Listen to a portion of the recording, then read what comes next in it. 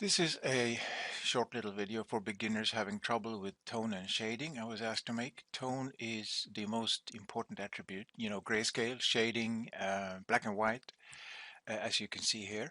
It beats color and saturation, either one of those, and even together by a wide margin. We see much more detail and much more clearly in grayscale than we do if you remove grayscale and just look at hue or color, as it's also called, or just saturation.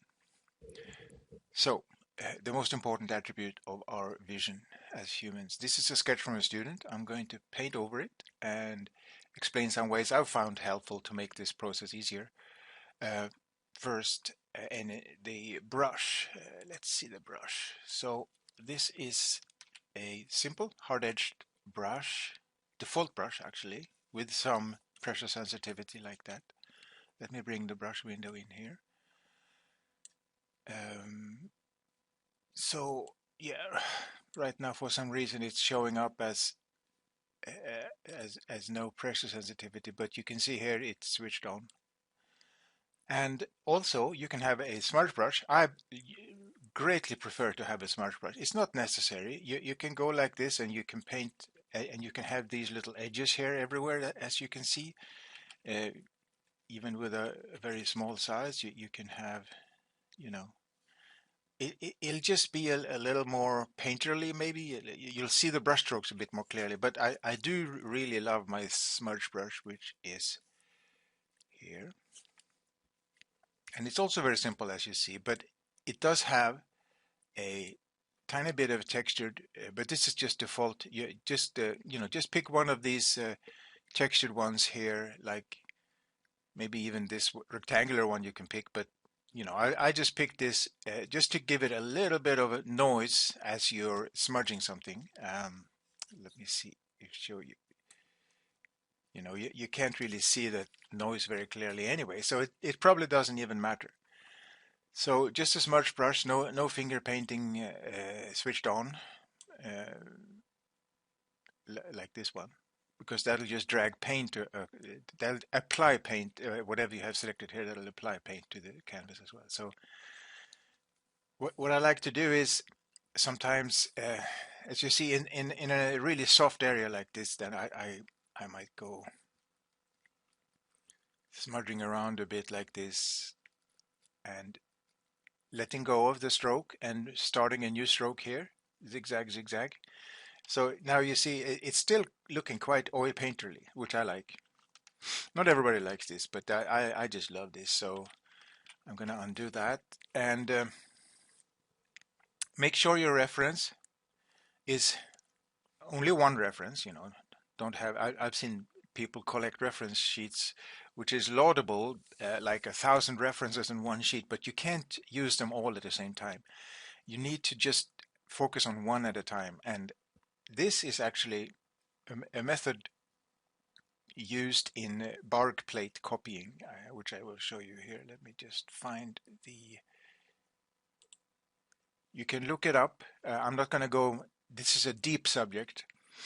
Uh, Look this up later. It's spelled like this: Bargue, and it's what students do in classic academical situations where they are studying, you know, drawing and painting and classic art. Okay, so the point is to have the reference and your sketch one to one, exactly the same size, side by side, as close as possible to each other. So you got to put them on the screen next to each other like this, preferably even on the same level, so that you have this situation where you can just look like this straight across.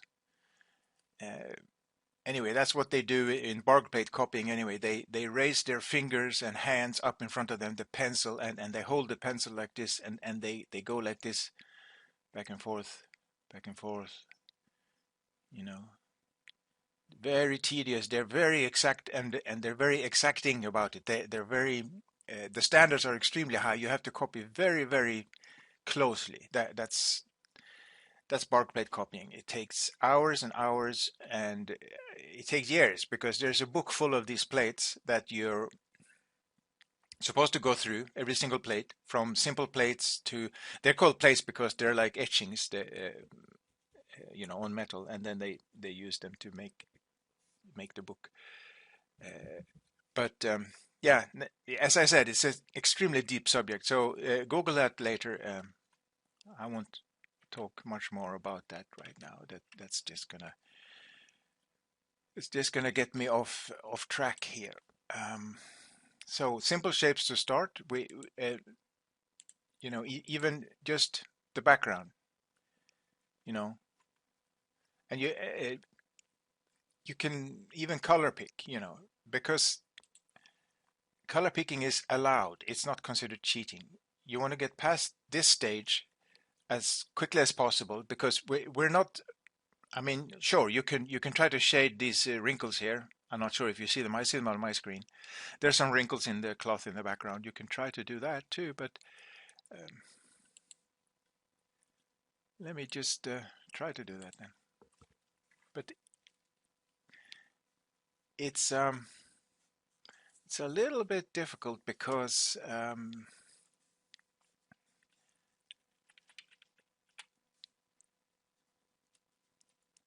you can see this is not a good way to start your practice session because it's too subtle and it's better to start here. Yeah, I just made a quick rectangle at the bottom there with this color like that, and it's all about trying to you got to recreate the you got to have this color here to be able to correctly judge the colors inside later. So what we have now is like this. I will start. I was on the wrong layer. Sorry, it always happens. And so we're gonna start like this, okay? And this is, how shall I say, not easier, but you can. There's, there's some meat to chew on here. You got a wider range of tones here that you can and color pick your own to get the in between. I mean, you could get rid of pressure sensitivity if you wanted to, but then you'd have blotches of color that looks like this, which is, I don't know. Well, if that's your thing, but that's not Bargue Plate. That's not the way they do it in the Bargue Plate type thing. They have pressure sensitivity because they're working with real tools. They're working in real life. They have the pencil, the charcoal, and so what we should be doing is we should try to copy though because they know what they're doing. They've been doing this for like 200 years or whatever, and it works. As long as you just do it enough, it works. And you see how I'm building up? I'm building up the tone carefully. But you see, I'm a little bit too dark here. So I'm going to color pick there, and I'm going to fill in between here. And this helps me to see that I was already too dark. So I'm going to, okay, let's analyze this for a little bit here. Okay, this is what we have right now. Here is a little bit lighter. Well, it didn't come through right there. Okay, you can see my screen is not great. I can see a slight difference here. Screens are different, so this margin of error between different screens is annoying, but it's not crucial. You can see the huge range of tone between black and white. These subtle differences between screens is not hugely important. But you can see that she gets darker. Even the brightest part gets darker as it goes down like this. So here we have at the bottom, you can see we already have this much darker tone. And we can see that this is the brightest we get down here. Well, no, I was mistaken. Oh, actually, here's another tip. I need to blur this thing because I think what's happening here is I'm catching pixels that are different colors. So I'm going to blur the whole thing just enough to get just the tone and to get a more consistent, so I can color pick more reliably. Because the color picking is important for the beginner also, because the color picking shows you, it's a teaching tool, the color picker. Um, I don't know. We have to. It has to be maybe a bit more than 1 pixel. Put it there about 1.6. Okay, so color picking here. Sorry, it wasn't. We can just roughly make a belly button too, and we can just roughly make that color. See, I was pretty right spot on with that color there, and this one, yeah, going a little bit darker there, a little bit like this, a little bit like this. Okay, let's just focus on this shape here, and I'll just do this real quick, and this real quick. I probably got the wrong one there, but not by much, you can see. And this one, we want to start with that, with the darkest one there, and then just go. Now, before you start, you could have done a few lines like this. Like you could just put a few tender lines like that just to show where stuff needs to go, right? Because that, like I hinted at before, this isn't a drawing session. We're not practicing drawing right now. We're practicing shading. So you want to focus on shading, one problem at a time. And the nipple is somewhere here. So the nipple is fairly dark. I'll just color pick to prove it to myself and to you. Yep, that's the color behind the nipple there. You see, it's darker right there and brighter right there than everything. There's more contrast basically. That's one way to put it. Just basically more contrast right there.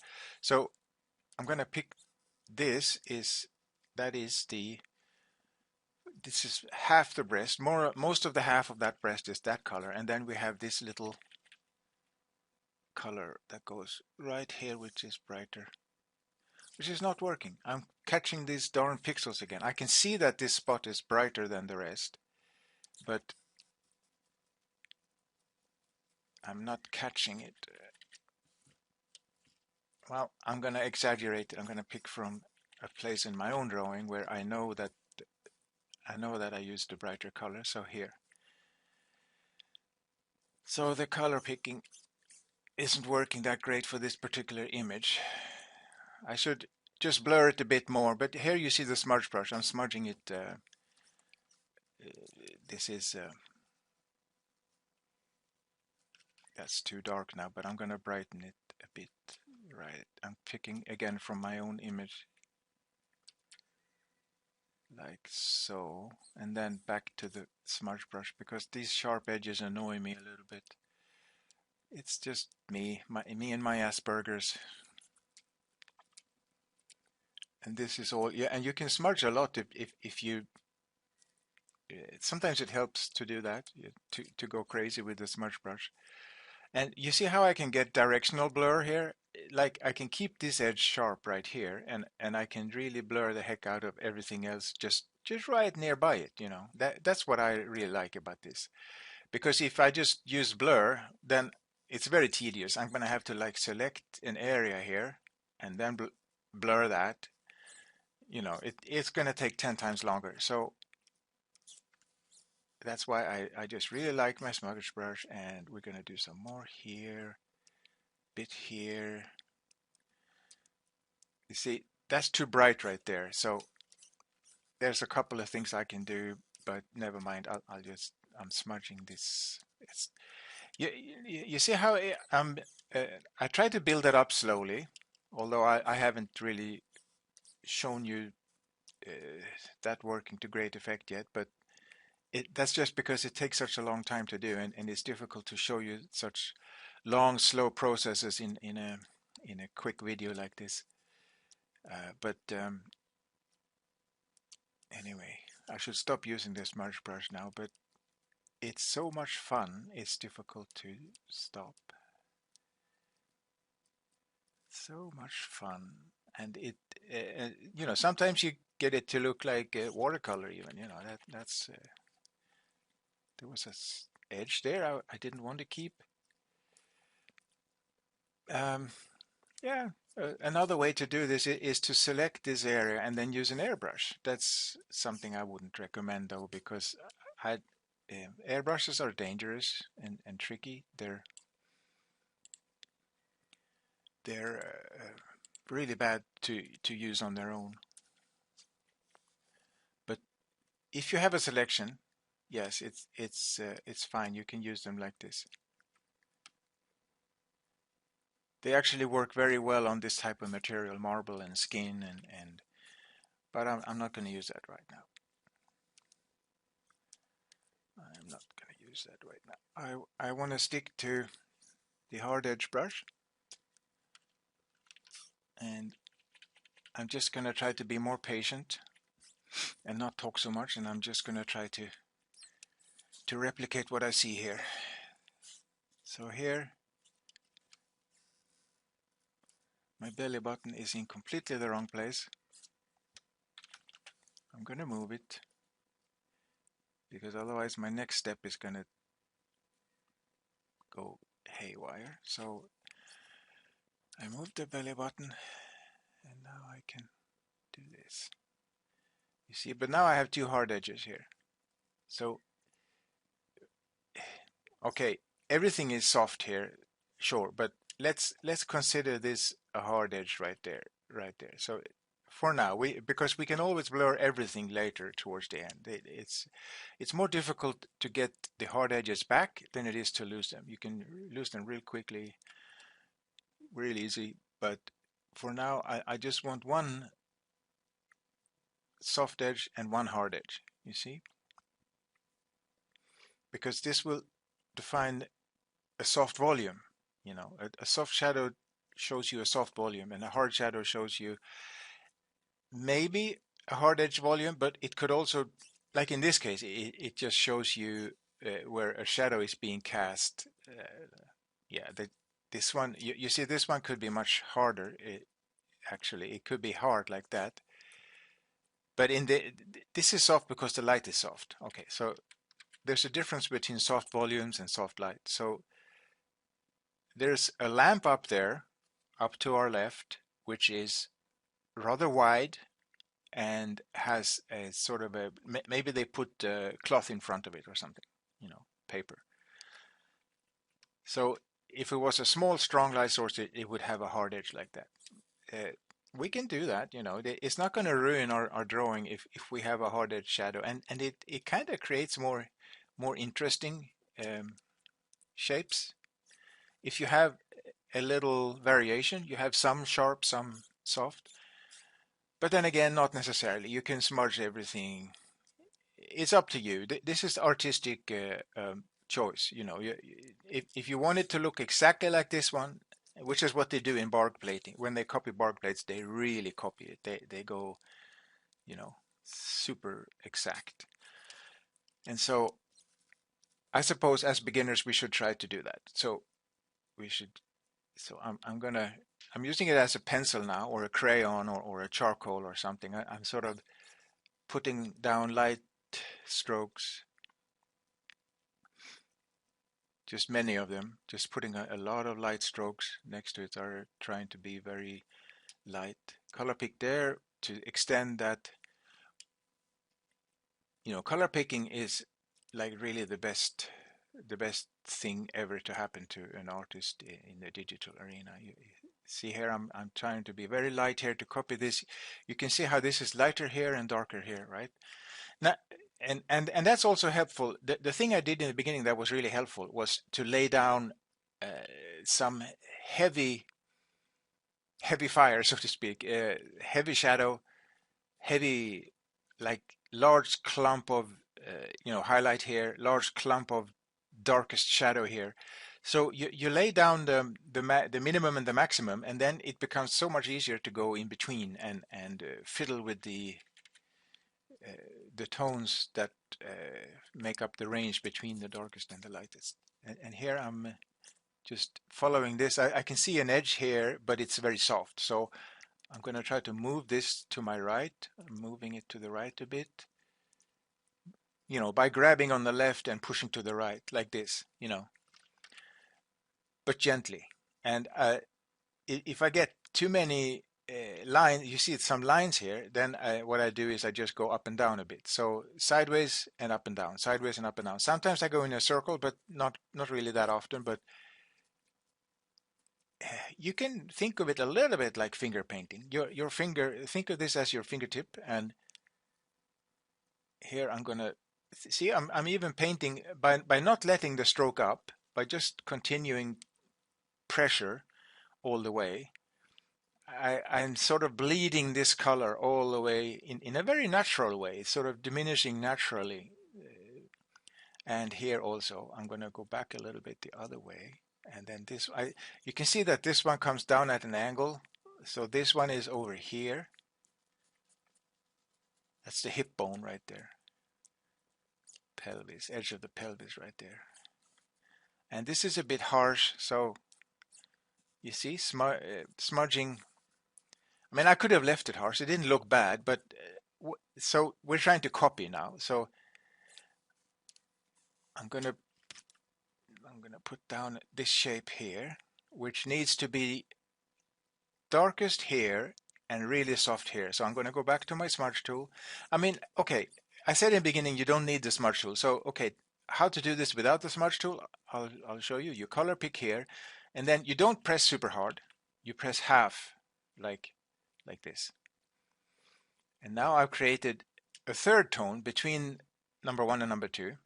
So I pick the third tone, and then I go out here, still not pressing very hard, light touch, and then color pick here to extend this downwards, color pick and extend downwards, color pick here to extend upwards. You see, because we can see this shape. These are her abs, right? So 1, 2, 3, 4, 5, 6. You can see 4 of her abs. You can't see the last 2, but they're down here. Because of this extra fat which forms like a donut around it. So you have these shapes, simplify these shapes in your head like, sphere, donut, how shall we say pillow? This is like a lozenge shape or a pillow shape, pillow, the abs. This is a bit of a ridge, and you can't really see the rib cage, but it's just good to realize that it's there. This is the edge of the rib cage right here. Don't what a beginner might do sometimes is to, okay, I know there's a rib cage there, and now I'm going to show it. Like they might really do that. This is not good on this particular character because she has a lot of fat, so you can't really see that. So anatomical knowledge is helpful, but don't go crazy with that. With the Bargue Plate, what you have to do is you have to become a copy machine. You have to go into the zone, and you have to stay in the zone, and you have to sort of, without interruptions, you have to sort of just try to copy each area. This area here needs to be copied over here, and we can see that this is too light. So what we want to do is I'm going to I'm going to color pick from an area nearby, and then just like I did before, light touch, very lightly. I'm being extremely light now because my the pressure sensitivity is quite strong on this. I have the setting quite high for the pressure sensitivity, so that I can go from very light to very dark in a very short time. I could change the setting, but I'm used to this setting now, so I'm gonna keep doing it. But you can change the setting. You can make it less sensitive. But then, of course, then you won't have access to these very light tones. But you can change the curve. Yeah. That's one thing you can do. You can change the pressure sensitivity curve so that you can have more of these light tones, and then there's a quick transition in the middle of the curve, in the pressure curve, getting to the harshest ones. It's up to you. You know, whatever you feel most comfortable with. And you can also go the opposite way. You can take the lighter color and go back into the darker areas. Now I'm taking the middle color from here. You see how it is becoming softer. This is a little bit like watercolor. When you work like this, it's a little bit like watercolor, with a very pale sort of color in your brush. Now we want to do this one. I already hinted at this. This is the shadow of the donut, because the light is over here, upper left for us, and we want to have more, little bit more light here. See, I'm just color picking here inside my own image now. And it's not cheating. Just because they can't do this in traditional art, it's not cheating. This still takes effort, mental effort. This still takes a lot of tricky skills to get this right. You know, it's not cheating in any way. But I do know that a lot of beginners think that it is. Like it's totally a crutch and it's totally cheating, and you should never do that. But it's okay, especially in the beginning, because you I think you get the hang of it quicker if you do that. Maybe it's like training wheels uh, in the beginning. Maybe that's not a perfect allegory, but this needs to be a bit darker here. We haven't shaded a lot up here at all yet, and very transparently trying to. Doesn't matter if you get a lot of brush marks, but you can see from what we had before, this is too thick and too heavy. You need to zoom in closer when it comes to things like this. Um,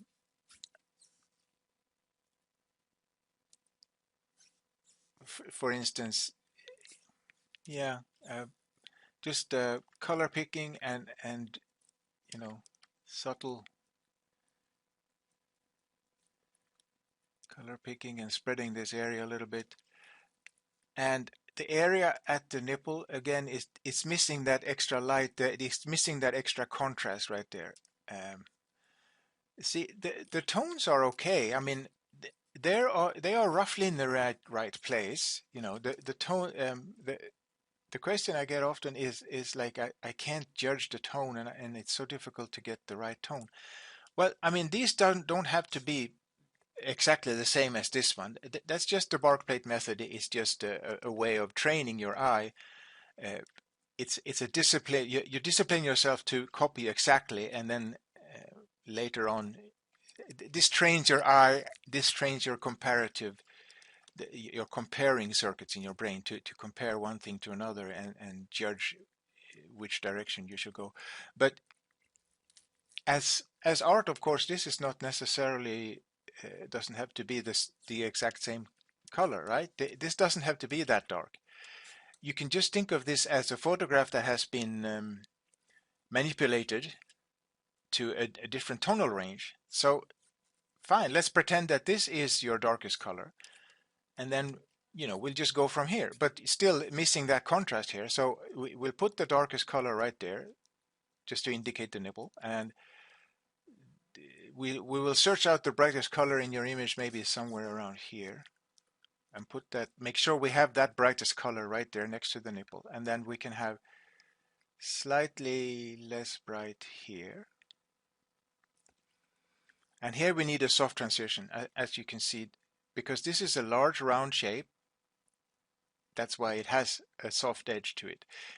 Even if the light was sharp, like I mentioned before, even if the light was very sharp and directional, this would still be a soft transition because it's describing the shape of that volume. So it's very important that we get this one soft. Very, very, very, very important, because otherwise the breast is going to look cubical or triangular or pyramidal, or it's going to have a different shape than what it actually has. So I'm going to use the smudge tool now. And is it soft enough? That's difficult to answer, but you can query this to yourself by trying to see, okay, the shape of the transition is roughly from here. It's roughly that size. So do we have that size here? Yeah, we have roughly that size there. So it just needs to be a bit more even,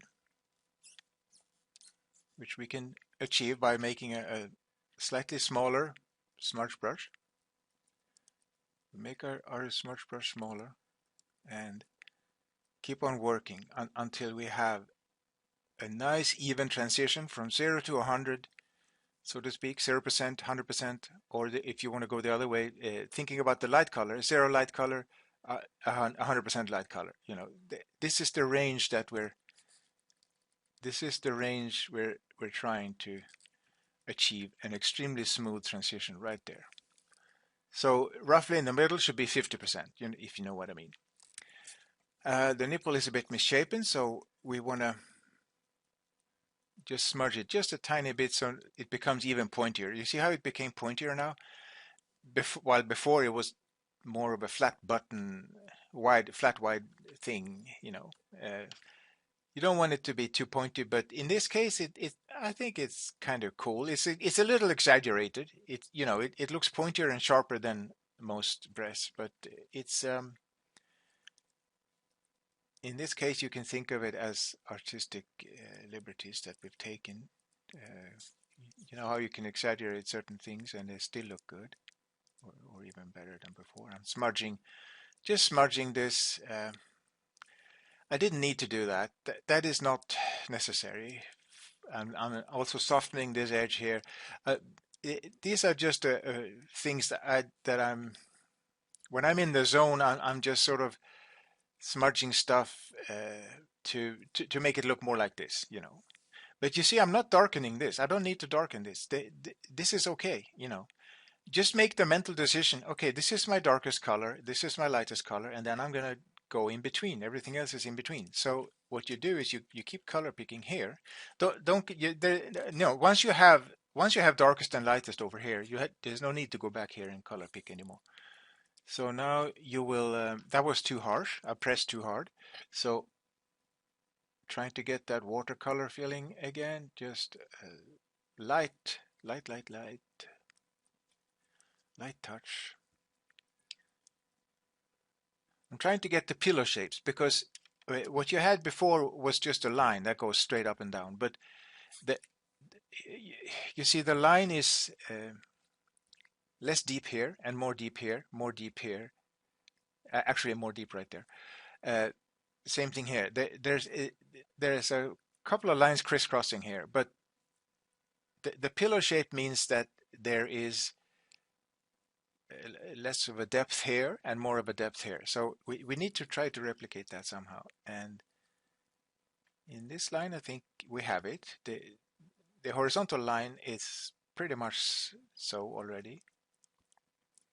But the donut isn't really quite clear. So we want to try to make this into more of a donut, and it's also too dark. So we're going to lighten this part here.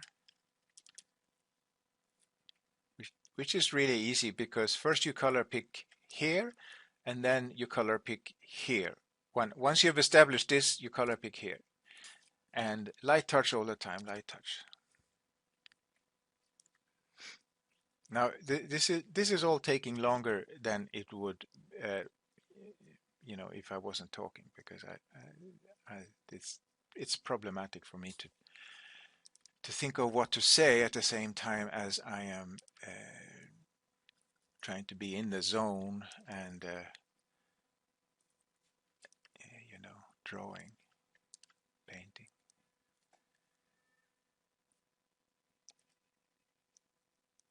See, this line is still too deep all the way up. It's not really a line at all. It is kind of it hints at a line, but we need to make sure we get the pillow shape on these abs, like one, two, three, four. We and the connection points between the pillows, that everything is soft. There are no harsh lines here, even with uh, harsh light. It would still be it only if the light was turned a little bit sideways. Then you would get this kind of shadows here. It's, it's also a fun exercise to try to change the lighting on something, but that's advanced. You would have this pillow casting shadow here, and so you would get you would get a sharp line there, but that would not be the shape of the material. The shape of the skin would not be harsh. It's just the lighting is harsh. So it's a little confusing right now that we have both soft light and soft shapes. We need to separate in our minds, that they are not the same thing. We need to know what is a cast shadow and what is what I call it, a shape shadow. I can't remember. I learned this in Swedish. I didn't learn it in English, so I'm not exactly sure. Now I'm smudging just because she started to look hairy. You know what I mean? The brushstrokes started to bug me, so I'm smudging some of them together like that. Not all of them. You see, I'm trying to. You gotta just go one step at a time and look at what you're doing. And this here worked out quite well because she does have there is a lighter line there, but it's very subtle. So what you have is what you have here is unsubtle, so we need to make it subtle.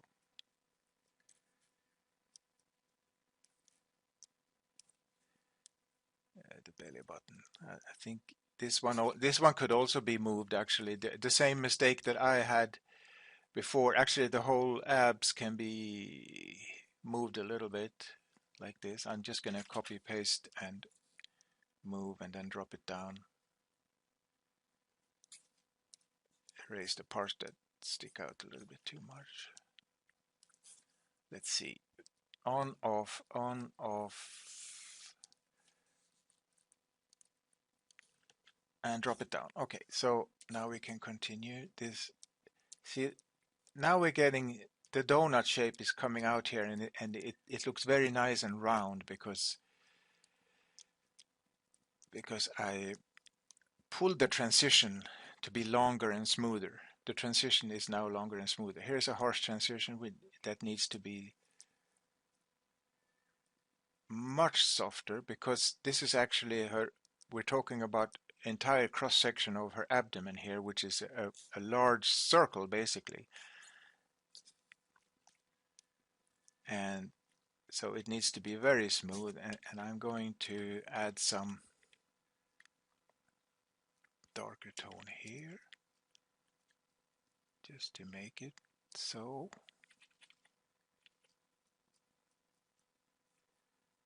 And the darkest part of this donut is right there.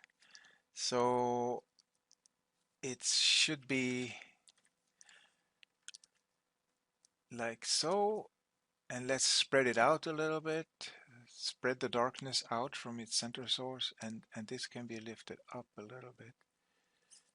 This should be darker too. Everything down here should be a little bit darker. Because remember what we saw in the beginning was that this area was lighter and this area was just generally darker. And so I'm gonna darken this quite a lot. And see, now we have all these ugly brush strokes again, and I'm gonna kill them just because I can and because it's easy and because it's fun. Now they're all gone. Well, they're not all gone. They always I always manage to leave like 1% or so. And that's good because it makes it look like a painting and not an airbrush. I don't want an airbrush. I used to do airbrushes when I was working in real life, but they can they can easily. I become a bit bored of airbrush. It's too perfect. But again, like I said, like I mentioned with Bargue plates, the point with the Bargue plate is to try to make it perfect. But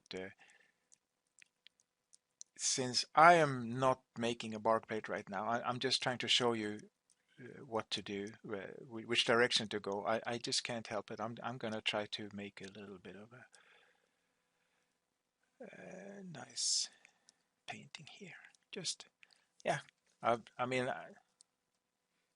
I could I could sit here for hours and do this. This is a little bit too harsh still. We want this to be very subtle, just completely, like it's almost not visible at all if we look over here. And sometimes if I just want to move this whole area, I can press hard and just use the whole smudge brush like a move tool. You know, like this. I could move the nipple. I could move the. Actually, I should probably move the belly button a little bit. Yeah. Now I'm using it as a move tool. You see, I'm just moving some parts here, which wasn't really the point of the exercise today. As I said, that's a drawing thing. Save that for later. We have other exercises that can help us develop our drawing skills. For now, let's just focus on the shading.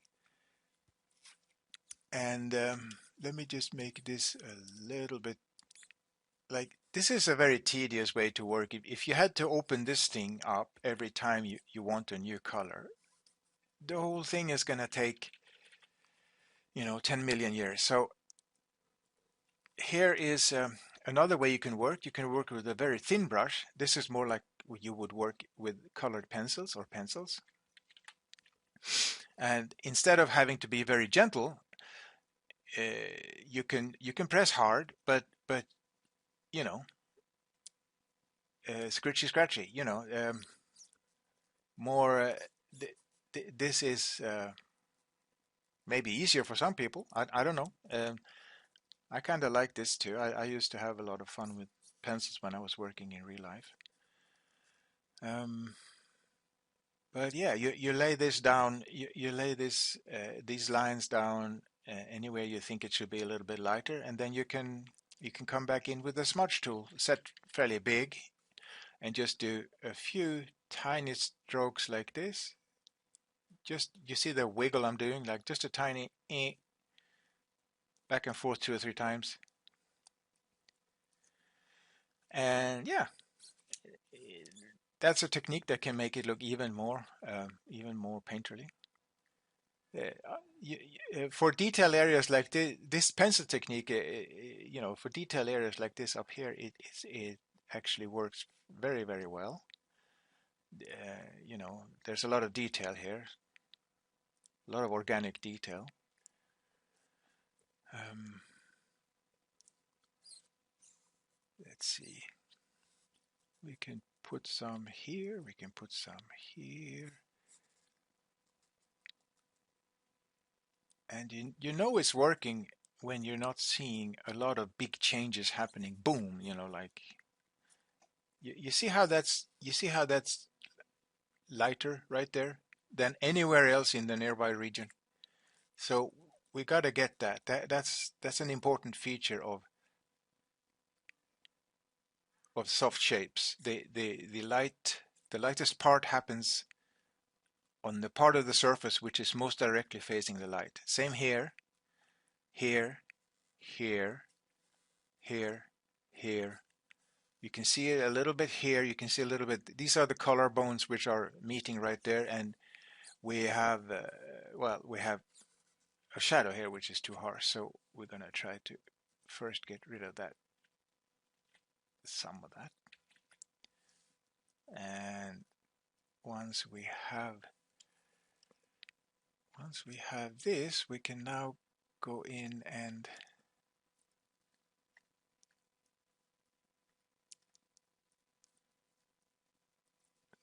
let's see what the very brightest part should be right there. You see, I'm leaning closer to the screen now. You can't see that, but I'm I'm actually leaning closer to the screen. And what I could do, of course, is I could zoom in, but I don't have to, not just yet. We're not at that level of detail yet where I have to lean closer, where I have to zoom in on the digital part. But you see what I mean? There are like two areas here, which is they're very soft, so I'm gonna smudge them.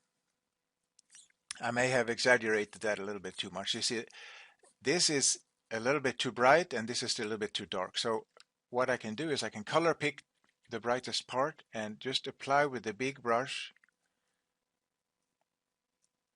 so softly, gently, gently in this wider area. Here you see that that's the deltoid coming up there. So that, yeah, that's important. That's an important thing. We want to catch that right there. Yes, yes, yes. So this is turning out quite good. And then, yes, right now I'm not painting. I'm just running my brush along the surface, searching for some. Okay, now I'm going to apply some paint right there. So, sometimes I have to tell you guys what I'm doing because what I'm doing is so subtle that it may not show up clearly on the screen. There's going to be a little brighter spot right there. You can see here, and there's a darker spot here, which is this is the rib cage coming through. So one bump, two bumps, and then you don't see. There could have been another one up there. But what I did was a little bit too harsh. So I'm gonna smudge this now until it's almost not visible at all. But this is how you try to chase the subtleness of it all. It has to be just barely visible. And here also there's a little edge there which I don't like. And this could be brighter. Right at the end you could sort of traverse this with your vision, and you could sort of go closer and let's see.